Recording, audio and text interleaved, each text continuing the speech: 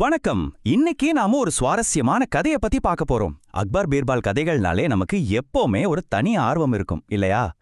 எத்தனை வளைவுகள் அப்படிங்கிற அந்த தலைப்புக்கு பின்னாடி ஒரு பெரிய ராஜதந்திரமே இருக்கு. வாங்க அந்த பிரம்மாண்டமான அரசபைக்குள்ள ஒரு எட்டு போய் என்ன நடந்ததுன்னு பார்க்கலாம்.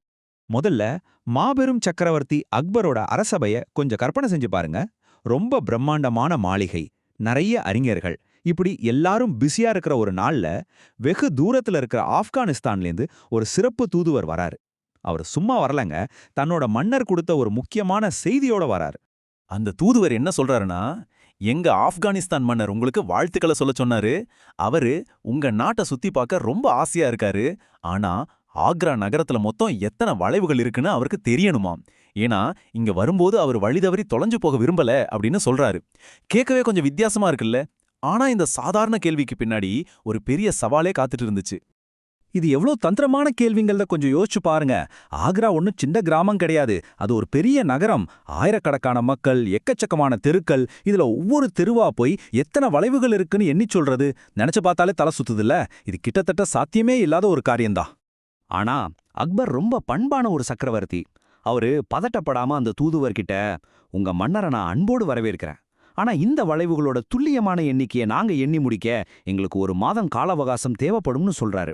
ஒரு மாசத்துக்கு அப்புறம் பதிலை அனுப்புறதாவும் வாக்கு கொடுக்கறாரு. ஒரு மன்னரா அவர் கொடுத்த ரொம்பவே நடைமுறையான பதில் இது. ஆனா பாருங்க, அங்கதான் பிரச்சனையே ஆரம்பிக்குது. அந்த தூதுவர் உடனே ரொம்ப பதட்டமா, அரசே, நான் பதில் இல்லாம திரும்பி போக முடியாது. இது என் மன்னரோட கண்டிப்பான கட்டளை.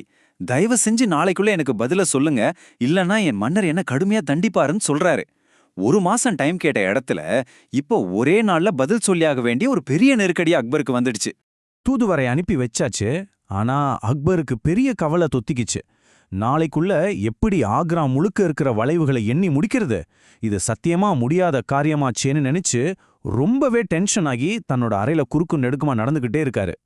சரியா அந்த நேரத்துல அரசபையோட மிகச் சிறந்த புத்திசாலி அமைச்சரான பீர்பால் அங்க வராரு.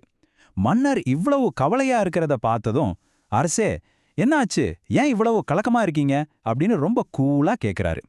அக்பரும் நடந்ததெல்லாம் சொல்லி அந்த சாத்தியமில்லாத கேள்வியை பத்தியும் பீர்பால் கிட்ட சொல்றாரு. இப்போ உங்களுக்கான ஒரு சின்ன டாஸ்க். அக்பர் இடத்துல நீங்க இருந்தா என்ன பண்ணுவீங்க? ஆக்ராவின் தெருக்களில் எத்தனை வளைவுகள் உள்ளன? இந்த கேள்வியை நீங்களே கேட்டு பாருங்க.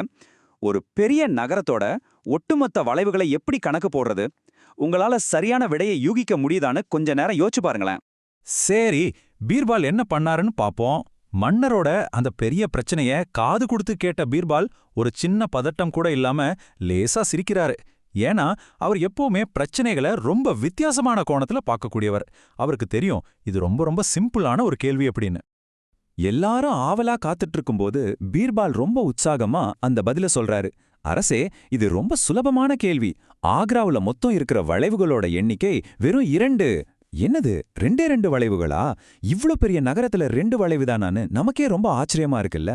அது எப்படின்னு அவரே விளக்குறாரு பாருங்க. இங்கதான் பீர்பாலோட அந்த அபாரமான லாஜிக் வேலை செய்யுது. அவர் சொல்றாரு, அரசே, இந்த உலகத்துல நீங்க எந்த தெருவுக்கு போனாலும் சரி, அங்க 2 வளைவுகள் தான் இருக்கும். ஒன்னு இடது வளைவு, இன்னொன்னு வலது வளைவு, அவ்வளவுதான். அடடே, எவ்வளோ அருமையான விளக்கம் பாத்தீங்களா? நாம தான் தேவையில்லாம ரொம்ப காம்ப்ளிகேட்டடா யோசிக்கிறோம். ஆனா அடிப்படை எப்பவுமே ரொம்ப எளிமையானதுதான். இந்த பிரில்லியண்டான பதில கேட்ட உடனே அக்பருக்கு உயிரே வந்த மாதிரி ஆயிடுச்சு. முகத்துல இருந்த கவலையெல்லாம் பறந்து போய் பெரிய நிம்மதியும் சந்தோஷமும் வந்துடுச்சு. தன்னோட புத்திசாலி நண்பரான பீர்பாலை பார்த்து, மீண்டும் ஒரு முறை நீங்க அரசபையின் மானத்தை காப்பாற்றிட்டீங்க பீர்பால் அப்படின்னு சொல்லி மனசார பாராட்டுறாரு. அவ்வளோ பெரிய டென்ஷன் ஒரு சின்ன லாஜிக்கால சுலபமா தீர்ந்துருச்சு. சோ இந்த சுவாரஸ்யமான கதை நமக்கு உணர்த்துற விஷயம் என்னன்னா, பெரிய பிரச்சனைகளுக்கு எப்பவுமே கஷ்டமான தீர்வுகள் தான் இருக்கணும்னு எந்த அவசியமும் கிடையாது.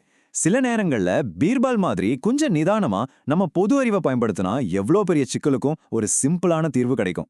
அடுத்த முறை நீங்க ஏதாவது ஒரு கடினமான சூழ்நிலையை சந்திக்கும் போது இதுல எத்தனை வளைவுகள் இருக்கு அப்படின்னு உங்களே கேட்டுக்கோங்க. விட ரொம்ப ஈஸியா உங்களுக்கே கிடைக்கலாம். இந்த விளக்கம் உங்களுக்கு பிடிச்சிருந்தா மறக்காம லைக் பண்ணுங்க, சப்ஸ்கிரைப் பண்ணுங்க. மறுபடியும் இன்னொரு அட்டகாசமான தகவலோட உங்களை சந்திக்கிறேன். நன்றி.